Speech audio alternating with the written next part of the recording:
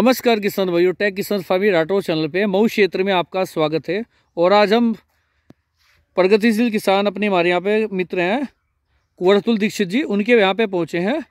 और देख सकते हैं आप, शानदार मॉडल आपने दिख रहा होगा। असोज गन्ना, सैफ असली में सरसों है।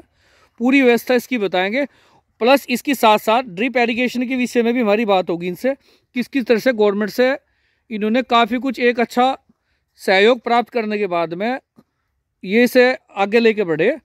और अब इनके फार्म में सीधा एंट्री मारते हैं अंदर, और कुल मिला के पूरी चर्चा वही होगी। कृपया भाइयों वीडियो में लास्ट तक बने रहियो, एस्केप मत करियो। दो वैरायटी का आज परीक्षण करते हैं, इनके खेत में कैसी रही है कैसी नहीं रही, सारी व्यवस्था समझेंगे। देखो ड्रिप इरिगेशन का पाइप वगैरह भी इन्होंने यहाँ पे डाल रखा है। तो अब सर से चर्चा करते हैं हम सब। भैया नमस्कार। नमस्कार सर, कैसे हैं आप? बस बढ़िया है सर। तो भाइयों काफ़ी वीडियो इनकी हो ली, अब ये वीडियो है, कृपया लास्ट तक बने रहियो। पहले इनका परिचय करा लेने के बाद फिर से कुछ लोग नहीं जुड़े होंगे। बढ़ाइए, परिचय करा दिए भैया। सभी किसान भाइयों को मेरा नमस्कार। मैं कुंवर अतुल दीक्षित, जनपद मऊ, तहसील मधुबन, ग्राम तिगरा का निवासी हूँ। जैसा हम पहले बताया कि गन्ने के क्षेत्र में ही मेरा प्रमुख कार्य है। गन्ने की खेती मेरी प्रमुख खेती है। अभी जो प्लाट देख रहे हैं 14.1 का प्लाट है जी। ये 30 अक्टूबर से लेकर 1 नवंबर तक की बुआई है। आप जमाव देख सकते हैं। जैसा आपसे बताया कि मेरा टारगेट रहता है 100% जर्मिनेशन और 100% टिलर जी। ये उसी पद्धति पे हमारा है। जमाव भी 100% आ चुका है, आप दिखा भी सकते हैं। देखो भाइयों, थोड़ा सा मैं दिखाऊँ भी। 1.5 फीट पे गन्ना है। 1.5 फीट पे गन्ना है, तो 1.5 फीट पे गन्ना है तो मतलब है, ना होने की कोई वजह नहीं है। देखो यहाँ पे भी नीचे भी टीलर्स वगैरह निकल रहे हैं। स्पेस वगैरह इन्होंने बिल्कुल नहीं दिया, बिल्कुल लगातार गन्ना चल रहा है। और ये किस तरह की बुआई इन्होंने कर रखी है, किस तरह की नहीं, पूरी जानकारी इसकी करते हैं आज। तो कृपया लास्ट तक बने रहिए भाइयों। बहुत ही ज्ञानवर्धक वीडियो होगी आपके लिए, क्योंकि हमारे क्षेत्र में भी अगर बताऊं, पूर्व पश्चिम साइड में बहुत कम फार्मर है इस तरह के, और कुछ नई चीज़ इधर से भी निकल के आएगी। तो भाई जी अब मेरे को दो तीन चीज़ मैंने किया है जी। एक तो हमने जो गन्ना है उसका ऊपर का आधा गन्ना की बुआई किया है, जिससे हमारा जर्मिनेशन बहुत अच्छा हो सके जी। दूसरी चीज़ की, ये हमने पूरा पश्चिम बुआई की है। अभी आप देख सकते हैं कि हमारे सरसों पे भी अच्छा धूप पड़ रहा है, हमारे गन्ने पे भी अच्छा धूप पड़ रहा है। देखो भाइयों, सूरज भी दिखा दूँ मैं इधर आपको। अब तो मेरे ख्याल से लगभग दक्षिण में जा रहा होगा सर। हाँ जी। इसमें हमने बेड के ऊपर सरसों की बुआई की है। पीली सरसों मई को उल्लास करके है। आप देख सकते हैं कि छोटी सरसों जिसे बोलते हैं जी, पीली सरसों है। दाने भी इसके बहुत अच्छे लगे हैं। अभी पूरा समय बाकी है, लेकिन फली की संख्या आप दिखा सकते हैं, मोटी फली है, बढ़िया। और नई ब्रांचेस वगैरह भी और मोटी होगी, ऊपर की तरफ कुछ और मार रही, ऊपर निकल कर आ रही। कुल मिला के कहने का मतलब यह है, माइक्रो सरसों कहने में छोटी लगे। अब आप हाइट वगैरह भी इसकी देख लो, हाइट भी ठीक हो रही है इसकी। कुल मिला के नॉर्मल से थोड़ी सी ज्यादा है इसकी। दूसरी चीज इस काली जैसी तो नहीं, पर हाइट अच्छी है इसकी। नहीं, हाइट इसकी बहुत अच्छी ज्यादा नहीं आती है। हाँ, इसलिए गन्ने के सब फसल में बहुत उपयुक्त फसल है। काली से तो दब जाओ, ये बात भी है। सरसों में दब जाती है। और स्पेस इतना ज्यादा दिख रहा है इसमें, मैनेज इतने अच्छे से कर रखी, बीच में बिल्कुल अलग करके आपने बोई। वैसे तो नॉर्मली सारे में ही बोते हैं किसान, पर आपने बिल्कुल बीचों बीच रखी है। यानी कि अगर 5 फुट स्पेस है ना आपका, 5 फुट है। अगर ये 5 फुट स्पेस है भाइयों, तो ये मान लो करीब 1.5 फुट इधर जगह छूट रही है और 1.5 फुट इस साइड में जगह छूट रही है। यानी कि 2 फुट से भी कम के एरिया में ये लगा रखी है। लाइन में कराई इन्होंने, लाइन में है। और बीज कितना लगता है सर इसका? बीज कितना लगता है सरसों का? बीज इसका 1 एकड़ में 900 ग्राम लगता है। 1 एकड़ में 900 ग्राम? 900 ग्राम जी। तो कम हाँ वो ठीक है, आपने बहुत कम लगता है। नॉर्मली ऐसा जब आप छींट के बुआई करवाते हैं तो 2.5 kg एकड़ तक चला जाता है, 3 kg एकड़ तक चला जाता है। इसमें कैसे बुआई करी आपने? ये तो सोचो लाइन से कैसे करी आपने, कोई टूल तक है? हमने ट्रेंच निकाला। ट्रेंच निकाल के सबसे अच्छा तरीका हमारा क्या था कि ट्रेंच निकाल के हमने गन्ना बुआई करवा दिया। जो बेड है जी, बेड पे हमने सरसों बिखरवा दिया एक लाइन में, और उसके बाद से खाद बिखरवा दिया। फिर मिट्टी हमने लगा दी। मिट्टी लगाने के बाद हमारा जो सरसों निकला है तो यहाँ पे जो चारे वाले लोग होते हैं, जिन्होंने जो पशु वगैरह रखे हैं, उनको फिर मैंने बोला कि उसमें से जो सबसे पतला सरसों है उसको आप निकाल दें। तो सारे पौधों में जो सबसे कमज़ोर पौधा था सारा वो अपना लेके चले गए जानवरों को खिलाने के लिए। जो सबसे मोटा पौधा है वो हमारा रह गया। अच्छा, छटवाइया आपने जी, ये बात। इसीलिए आप अगर इसका डंठल का मोटाई दिखा दें थोड़ा किसान भाइयों को। ये पेड़, डंठल की मोटाई देखिए कितनी मोटी डंठल है, तो ना बढ़िया मजबूत जी, बढ़िया फर्स्ट क्लास। आप नीचे दिखा दें, बिल्कुल जैसे लग रहा है कि अरहर का डंठल निकल रहा है। पीली सरसों तो लग ही नहीं रहा है, बहुत मोटी है। तो मैं तो देख रहा था फोटो वगैरह में, तो इसमें दूसरी चीज सर एक ब्रांचेस दिखा। हाँ जी, ब्रांचेस। पीली सरसों में इतनी ब्रांचेस नहीं आती, काली सरसों भी इसके सामने फेल हो गई है, हर पत्ते के ऊपर से ब्रांच निकली हुई है। अच्छा, ये विधि आपने पहले भी लगाई होगी जी। तो इसमें सरसों का उत्पादन लगभग एकड़ के करीब आप बता रहे, कितना आ जाएगा? बहुत कम आता है, जैसे हम लोग सरसों पे बहुत ज़्यादा इन्वेस्टमेंट नहीं करते हैं जी। बुआई के समय SSP दे देते हैं, यूरिया देते हैं, पोटाश दे देते हैं, उसके बाद से एक पानी सिर्फ देते हैं, एक पानी पे हम सल्फर 80% और यूरिया लगा देते हैं, बस यही हमारा खर्च है। खर्च बहुत कम रहता है और उत्पादन बहुत कम, अगर एकड़ पीछे निकलता है तो 5 से 6 क्विंटल हमारा इजीली आ जाता है। एक सबसे इम्पोर्टेंट बात रहेगी इस खेत में, इससे पहले क्या व्यवस्था थी, क्या चीज़, कौन सी फसल थी? हाँ, ये और आपने बड़ी अच्छी बात बोली। इस खेत में हम 5 साल से लगातार गन्ना लगाते जा रहे हैं और फिर भी आप गन्ने की फसल और बाकी देखिए बहुत अच्छी। नहीं, मैं तो पूछ रहा हूँ इस गन्ना और सरसों से पहले कौन सी फसल इसमें थी फिलहाल? ये गन्ना निकालने के बाद ही बोया गया? इसमें पहले धान था। अच्छा। धान का भी हमने प्रयोग किया था, धान भी हमारा बड़ा अच्छा निकला था। हमारा धान, चूँकि हम लोग के यहाँ धान महीन धान जो होता है आपका 21-22 क्विंटल निकालना थोड़ा सा टफ हो जाता है। हम लोग का धान का बेल्ट है नहीं, फिर भी हमने यहाँ 25 क्विंटल एकड़ का धान निकाला। बहुत शानदार। बहुत वैरायटी कौन सी थी सर? वैरायटी कावेरी करके आती है, संपूर्णा कावेरी करके, उसकी महीन वैरायटी तो वही थी, अच्छे रेट पे हमारा गया भी है।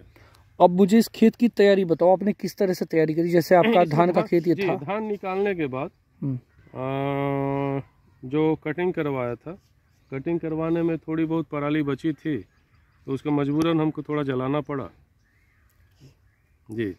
तो बाकी तो लोग उठा के लेके चले गए थे अपने जानवरों के लिए, क्योंकि भूसे की दिक्कत होने के वजह से परालियाँ हम लोग के खेतों से लोग जो मजदूर वर्ग है वो ढो के लेके चले जाते हैं। ये हमारे लिए सबसे सुविधाजनक है। उसके बाद फिर हमने इसका एक डिस्क हैरो से हमने इसको जुताई करवा दी जी। डिस्क हैरो से जुताई करवाने के बाद फिर हमने इसमें गोबर की खाद डलवा दी। गोबर खाद डलवाने के बाद फिर हमने पलाव चलवा दिया। पलाव चलवाने के बाद फिर हमने इसमें डिस्क हैरो चलवाया, फिर कल्टीवेटर चलवाया, फिर रोटावेटर एक चास करवाया। उसके बाद से हमने ट्रेंच निकाल दिया। भूमि शोधन वगैरह कर देंगे चीज़? भूमि शोधन जब हमने गोबर की खाद डाला था तो उसमें ट्राइकोडर्मा शोधित करके हमने डाला था, जिससे हमारी भूमि भी शोधित हो गई थी। देसी खाद? जी, देसी खाद, गोबर की खाद वो भी डाली है? जी, उसी को हमने ट्राइकोडर्मा शोधित करके डाला था। चलो अच्छी बात है, ये तो होगी भूमि की तैयारी। क्या होता है कि देखिए कल्टीवेशन मस्ट है। इस कल्टीवेशन से क्या हुआ कि आप देखेंगे अभी भी मिट्टी हमारी वैसी भुरभुरी पड़ी है। बिल्कुल, कहीं आपका ढेला वगैरह नहीं बना है, तो मिट्टी बड़ी अच्छी होती है। जितनी भुरभुरी मिट्टी होगी उतना ही ज़्यादा एयर लॉक होगा। एयर लॉक होगा तो आपका बड सूखेगा नहीं, नमी मेंटेन रहेगी। एक मोटा मार जानकारी मुझे और चाहिए जी। जिस खेत में, देखो आपके क्षेत्र में तो है नहीं जी, रेड रोड वगैरह जो बोल रहे हैं, वाकई अगर किसी के खेत में कहीं दूर भी, कहीं दूसरे जिले में भी रेड रोड वगैरह है, तो उसके लिए मतलब, और छोटा किसान है, गन्ना फिर भी बोना चाह रहा, अब वो गन्ना बोवे ना बोवे या किस तरह से व्यवस्था करे, कुल मिला के इस तक कैसे नहीं जा पा रहे? क्या वैरायटी का चुनाव कुछ इस तरह से, कुछ वैज्ञानिक तकनीक इस तरह की है, कुछ है केमिकल जो कुछ ना कुछ समाधान हो? अगर बीमारी आ गई तो थोड़ा सा धैर्य रखना पड़ेगा, कम से कम उसमें 1 साल तक आप फसल ना लगाएं। दूसरी चीज़ की जो आपका रेड रॉट है, ये बीज जनित और भूम जनित, मतलब भूम के थ्रू, मिट्टी के थ्रू और बीज के थ्रू फैलता है। तो आप पहले तो वो वैरायटी चूज करें जो कि जिसमें रेड रॉट की भी समस्या नहीं आई है। दूसरा चीज़, आप ज़मीन को ट्राइकोडर्मा से शोधित करें। और तीसरा, मैंने अपने सभी जो भी आपने हमसे जानकारी मांगे, सभी वीडियो में हमने एक चीज़ बोला है कि आप गन्ने को अतिरिक्त फर्टिलाइज़र ना दें, गन्ने को इंजेक्शन मत लगाएं भाई साहब। क्योंकि जब आप गन्ने को नेचुरल ग्रोथ को से ऊपर ग्रोथ लेना चाहते हैं तो उसका जो बेसिक स्ट्रक्चर होता है वो डिस्टर्ब होता है। कहीं ना कहीं गन्ना कमजोर होता है, उसकी अगली जनरेशन और कमजोर होती है। इम्यूनिटी, अंदरूनी मजबूती की बात हो रही है, अंदरूनी मजबूती खत्म होती है, यानी उसका मेन कैरेक्टर, खुद का कैरेक्टर जो था। तो आप जब गन्ना बो रहे हैं तो आप सोचें कि हमारा उत्पादन क्यों नहीं आ रहा है। आप ये ना कि और फर्टिलाइजर डालें, आप अपनी कमियों का विश्लेषण करें। और जैसे विश्लेषण करेंगे और संतुलित फर्टिलाइजर देंगे, आप गन्ना भी स्वस्थ रहेगा। जैसे हमारे यहाँ एक एग्जांपल देते, हमारे यहाँ गाँव से लोग दूध निकालते हैं, यहाँ से नॉर्मली दूध निकालते हैं, गाय बुरा दूध देती है। मैंने सुना था कुछ जगहों पे इंजेक्शन लगाते हैं, इंजेक्शन लगाते हैं, दूध तो मिल जाएगा। यानी आपने गन्ने को इंजेक्शन लगाया तो उत्पादन तो मिल जाएगा, जैसे दूध मिल जा रहा है, लेकिन इंजेक्शन लगाते लगाते बाद में गाय दूध देना छोड़ देती है, दूसरा बच्चा पैदा करना छोड़ देती है, तो उसके हार्मफुल है वो स्वास्थ्य के लिए भी, ये मैंने भी पढ़ा जी। तो उसका पूरा का पूरा डीएनए ही उससे, मतलब उसका जो बेसिक स्ट्रक्चर, इम्यूनिटी सिस्टम है, सारा डिस्टर्ब हो जाए। जस्ट वैसे ही गन्ना है, ये भी एक जीवित चीज़ है, तो इसको उतना ही फर्टिलाइजर दे जितना रिकमेंडेड है। अतिरिक्त फर्टिलाइजर अतिरिक्त लाभ के लिए न दे। अगर आपको उत्पादन लेना है तो सीधा सा हमने कई बार रिपीट किया है कि आप 100% जमाव पे ध्यान दें, और आप एकड़ में प्रयास करें कि 60,000 गन्ने हमको लेने हैं सुरक्षित, तो आपको उत्पादन आ जाएगा। सर इसमें एक चीज़ बताओ मुझे, फसल में जो है, जो आप गन्ने की फसल आपने लगाई है, इसमें एक संतुलित पोषण आपने क्या दिया है, मतलब फर्टिलाइजर वगैरह किस तरह के दिए हैं? अभी इसको हमने जब 28 अक्टूबर और 1 नवंबर बीच फसल लगी, कितना पोर्शन आपके करीब? ये करीब ये प्लाट 3 एकड़ का है। देखो भाइयों, 3 एकड़ हमारे यहाँ करीब 1 हेक्टेयर का प्लॉट हो गया है। 1 हेक्टेयर से ज़्यादा, 1 हेक्टेयर से ज़्यादा ही होगा। देखो बहुत लंबा चौड़ा खेत है, फर्स्ट क्लास है एकदम, और ये भी सिरसों भी आर पार बिल्कुल बहुत बढ़िया गली से गुल्ली, दूर तक दिखेगा, कोई अगर कुत्ता भी खेत में घूमेगा जी। तो बोल दिया आपने ये चीज़ें जी, फर्टिलाइजर वगैरह जी। अब फर्टिलाइजर में क्या है कि फर्टिलाइजर में बुआई के समय बहुत ज़्यादा फर्टिलाइजर नहीं देते हैं। बुआई के समय सिर्फ डीएपी, पोटास और यूरिया जो बेसिक फर्टिलाइजर है वो, साथ में ह्यूमिक एसिड, उसके बाद रिजेंट हम देते हैं, और सल्फर 80% जो फंगिसाइड का भी काम कर देता है, ये देकर हम बुआई कर देते हैं।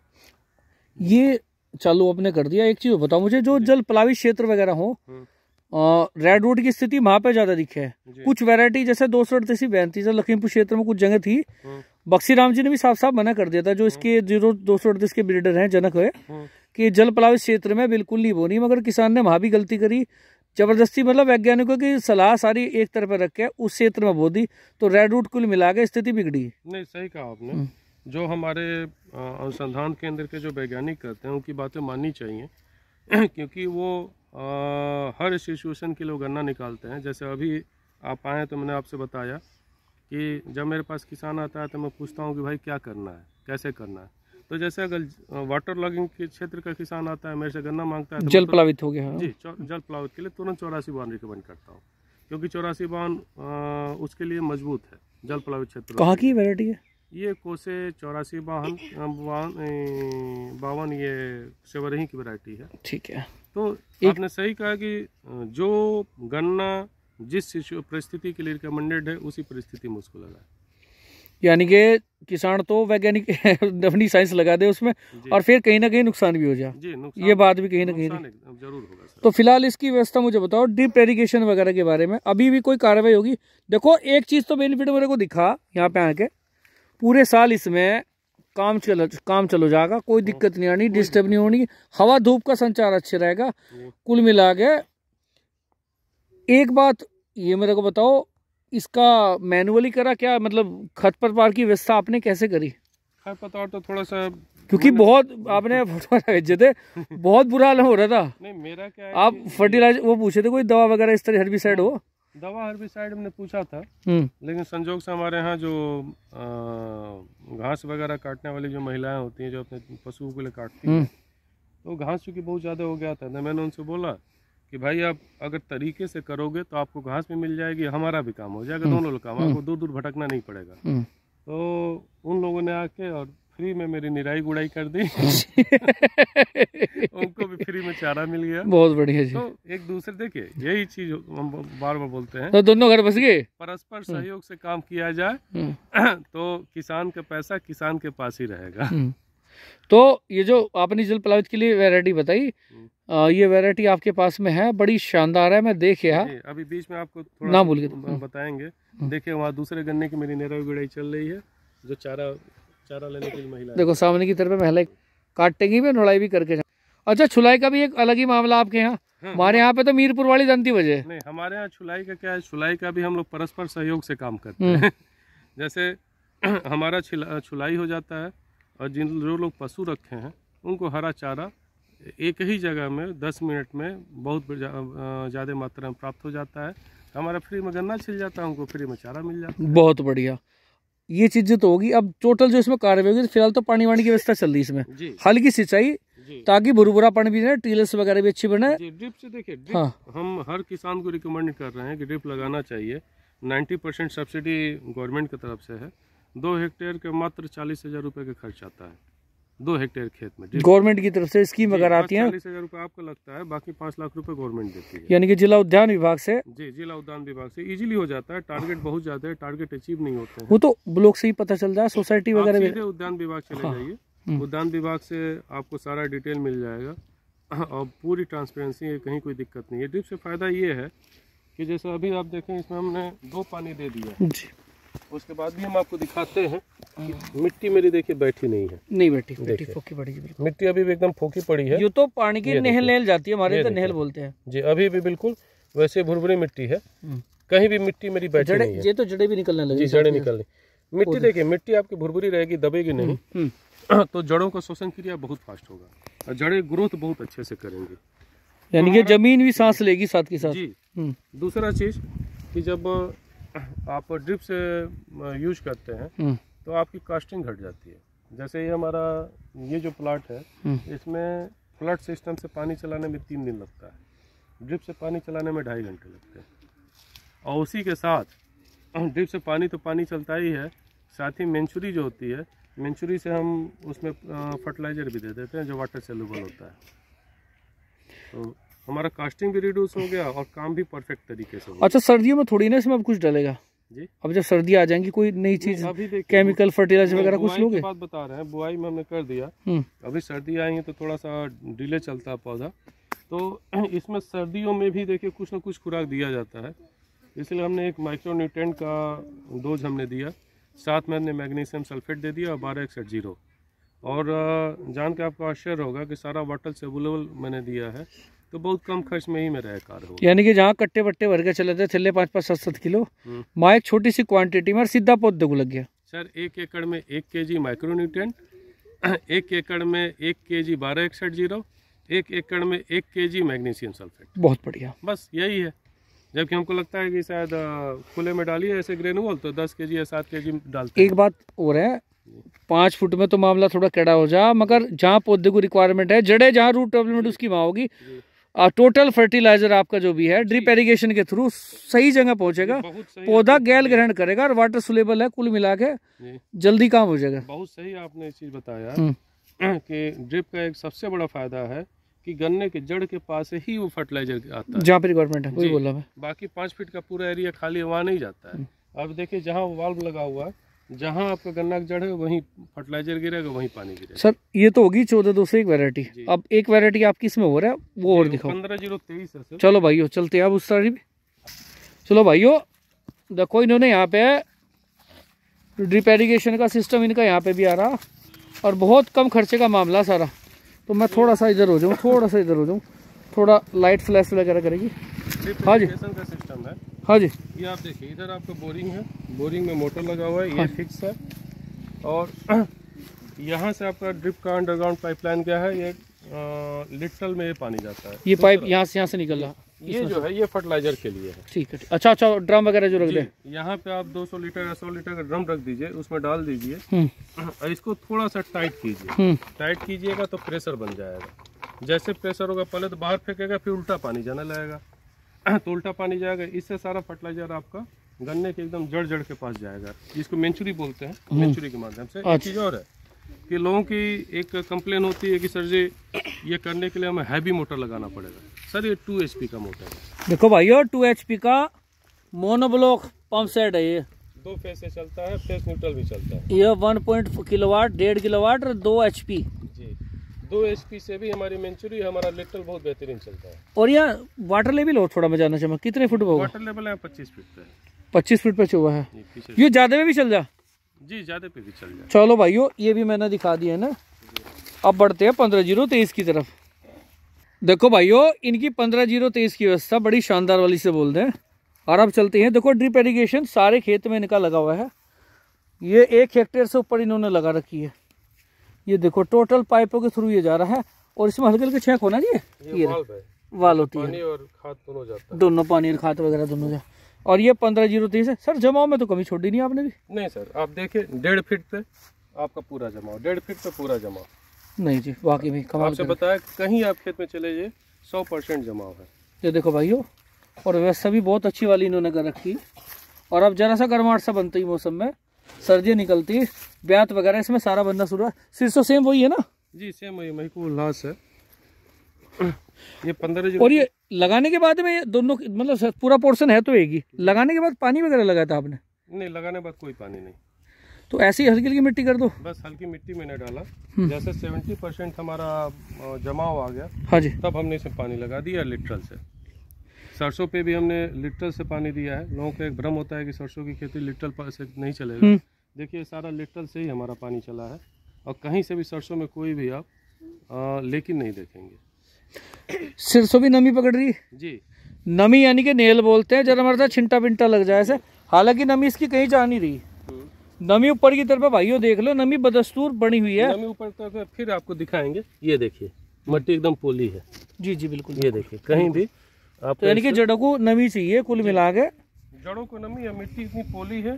नहीं पैर इसमें मैं पैर रख रहा हूँ, मेरे पैर धस रही जी, पैर धस रही मेरे इसमें। देखिए टिलर भी शुरू हो चुका है 15-23 में। वैरायटी अच्छी है, हमारे दद्दा की फेवरेट है 15-30। नहीं दद्दा की वैरायटी दमदार है, हम लोग को भी फेवरेट है ये वैरायटी। हाँ नहीं बहुत बढ़िया चल रही है। देखो भाइयों सारी व्यवस्था लगभग पूरी होगी, कुछ एक पॉइंट वगैरह जरूर रह गए होंगे, तो मैं भाई जी से कहता हूँ भाई जी देखो सारी चीज़ें तो मेरे भी याद नहीं रह सकती, क्यों पर्सनैलिटी है आपकी ऐसी तो कुछ नई चीज़ें हो किसान को करनी चाहिए, अधिक से लाभ करे, या कौन सी वैरायटी मतलब जिस तरह से चल रही है किसान को लेके चलनी चाहिए, अपने क्षेत्र वाइज कौन सी अच्छी चल रही हो। सबसे पहले तो अपने क्षेत्र में कौन सी वैरायटी चल रही है अच्छी, और जो भी शोध संस्थान के वैज्ञानिक बोल रहे हैं, किसान बोल रहे हैं, तो मेरा यही सुझाव है कि सारी वैरायटियों को पहले छोटे रकबे पे लगा के आप स्वयं विश्लेषण करें कि वो वैरायटी हमारे अच्छी है ही नहीं, उसमें क्या निगेटिव है, क्या पॉजिटिव पॉइंट है। देन जो आपको वैरायटी लगे अच्छी लगे उसको आप आगे बढ़ाएं। जैसे हमसे बोला गया कि 15-0-23 बहुत ज़्यादा नुकसान करते हैं, बहुत गिर जाता है। हमने 15-23 प्रदर्शन अपना ला के प्लॉट देखा, हमारा बड़ा अच्छा चला, हमने बधाई करी, गन्ना खड़ा रहा सिंगल बधाई पे ही।